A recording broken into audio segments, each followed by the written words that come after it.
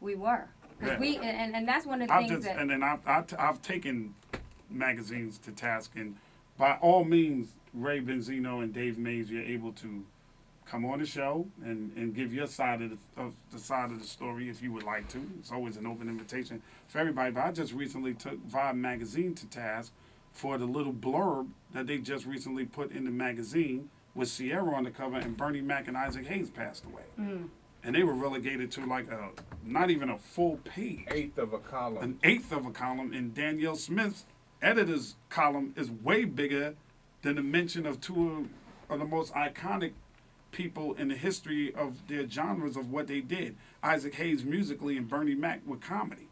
And I was like, this is all they get? Like, is that what goes on behind the scenes of magazines? I think that there's a lot that goes on that people and readers just don't know about. But yeah, but we buy this stuff. Right, and particularly in our culture, we are really attached, to the magazine and the reporting that's out there. That's what I said before about the Source magazine just being so important to hip-hop culture because it was the first.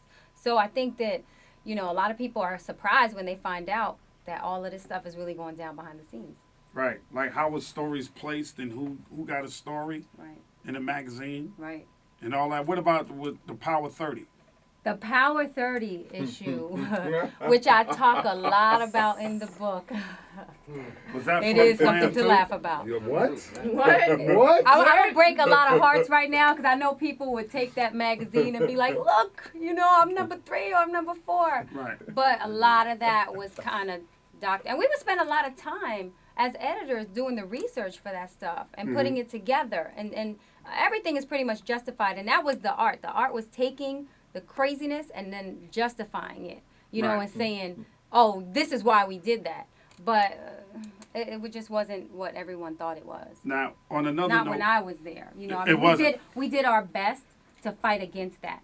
Okay. And I definitely want to say that. And so, that's why. So you're telling me there was some flim-flam though involved? There was definitely. A lot of flim-flam. Yeah. If you read the book, it's a lot of flim-flam. Really? Was there people paying their way onto the Power 30? See, I can't say that. Not to my knowledge. You weren't privy to that? No money ever exchanged my hands. So. Okay. Not your hands personally, but have you ever heard of anybody or an alleged anybody? That'd be hearsay, right? That'd be hearsay. Was there hearsay around the office that people were paying their way onto the Power 30? There was hearsay about that. There was hearsay. I've never witnessed that. I never saw any money exchanging hands. Were people getting artists put into the magazine on the basis of how much of an ad they were buying in the magazine? There was hearsay around that too. Really? That's how I'll answer that question by calling it hearsay. Wow. So things that you heard. The integrity of the magazine was pretty much shot. Because if I come with the biggest check, I can get my man, MC Do Dirty, in the magazine. Yeah. Occasionally, I believe that may have been the case, but I can't Kinda say sound that like it was. radio sometimes, don't it? Ain't it? What they call that? Payola? That's called payola. Payola. So is there some payola going on at the magazine? Some hearsay about that. Some hearsay. Okay, yeah. now, Kim, why decide to put your personal life into it? I think it's important to put my personal life in this book because it is so important to this story. It is one of the reasons why I wrote this book, because going through what I did on a personal level all came back to haunt me. And it's important when you read the story to understand that because in the end you get it and it clicked. Like, let me put it out there. I know it's hard for a lot of people, but women have sex. That's how people get here. That's how babies get here. Well, most of our mothers did. So it's different. So I mean, I think it's natural. People date in the industry, and no one really says anything about it. But when you're the only person, no, it's going on in the industry. It does. Do you think by exposing the sexual side of your life that you're going to make it that artists want confidentiality agreements with journalists now? Like before you get in the bed? Before you interview me, sign this because I don't want you talking about what you saw me do in a book later on in life. Do you think it's gonna make a problem with the trust that an artist has with a journalist? Well, it's different because as a journalist, it's your job to report on things, including artists, and do that research. So if you're a celebrity and you put, yourself out there, you're open to criticism. So pretty much, I don't know if that's kind of a difficult thing to think. Can someone actually say, hey, sign this? And look, I like to beg you down, but I'm afraid you might write a book. Here, sign this right now. Oh, like you're talking about between the sheets. Yeah. Do you think, and with journalists, think- period. I- Now, I'm talking I about think that's funny. both ends, Kim. I'm talking Can you about with imagine? journalists now. Journalists see a lot of things. Right. They're open to a lot of things that artists allow you into their world. As a true journalist, I wouldn't sign no agreement like that. Never. Because I'm a writer. That's right, what I but do. I'm going to allow you to write about the interview. That's it.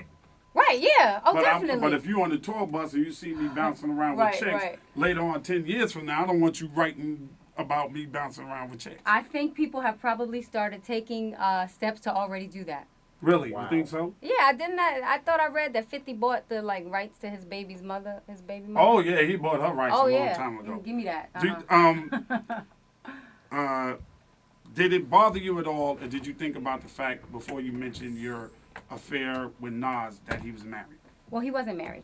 No, I mean now, while the book is published, that it could, maybe his wife didn't know about this part.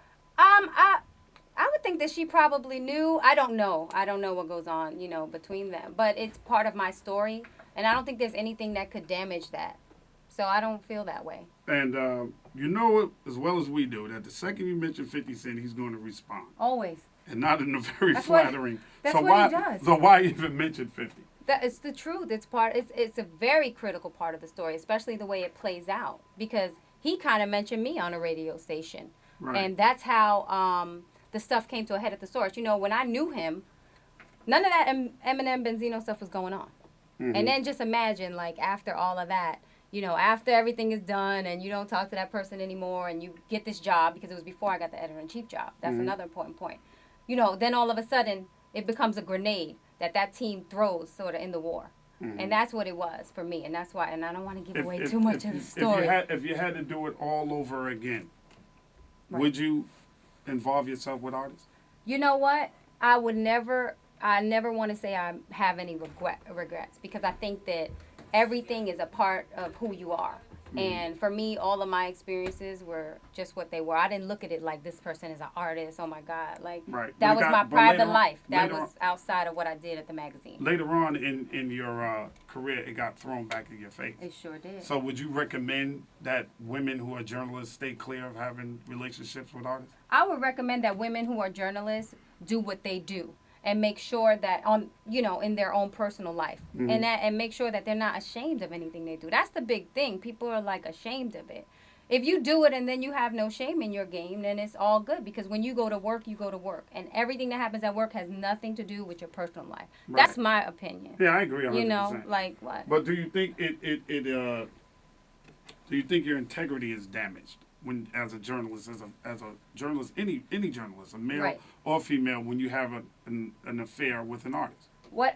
Gosh, Especially- affair is so salacious. Affair I means ain't say somebody was salacious married. affair. Geez. I mean, You know, a relationship. Relations. Yeah, when you have relations with an artist. I would say that you got to be careful about things like that. But how is your integrity damaged when you have relations, quote unquote, but it's not damaged when you have relationships, business relationships? When you have Because friendships. that person doesn't have anything to do with what you do for a living. When you have friendships. Like if Let's you're say like me, if you're a PD and you're having an affair with affair. There we go again. okay, a relationship. When you're having a relationship with an on-air personality. Okay. You understand what I'm saying? It could damage your integrity. Okay. When you're as a PD, right? Exactly. Right. And you're Now, working when together, when right? you're editor-in-chief, I don't work with them when I go to work. I mean, I report on them, but you have to use your own, judgment, and you have to keep your integrity. But my point right now is, how is that different from if I'm friends with somebody? Let's say I grew up or I'm best friends with Remy Ma or Foxy Brown, right? Right. What's the difference in that case? Because I would think that I'm going to be more loyal to not a friend. sleeping with them. That's the difference. I'm going to be more loyal to my girl that I grew up with than I would be, to somebody that I may have had a little fling with. Mm-hmm. Is that a conflict? Yeah, it's a conflict on both ends. Right. So there's always going to be conflicts of interest. Okay, I just know? want to know your thoughts on it. Her book is called Straight from the Source. Kim Osorio is our in-studio guest, and we thank you for being here this morning, Thank you Kim. for having me. Very interesting conversation, very interesting young lady, and very interesting book. Make sure that you pick the book up. You doing a signing? Right now, Anywhere in I the don't know, city? Erica, am I doing the We're same? set. We're in the process. We're in the process. Okay, so That's the let- okey doke right there. Yeah. It's the flim flam. It's the Power 30 all over again. Oh. Let us know when you're doing the I sign. will. We'll make sure that we Thank mention you. it. Kim Osorio in the building. It's the Ed Lover Show. Y'all is Power 105.1. Make sure you get that straight from the source because you know you want to read it. There's a lot of great stuff in there. Yes, it's everything that they're saying, so you want to check it out.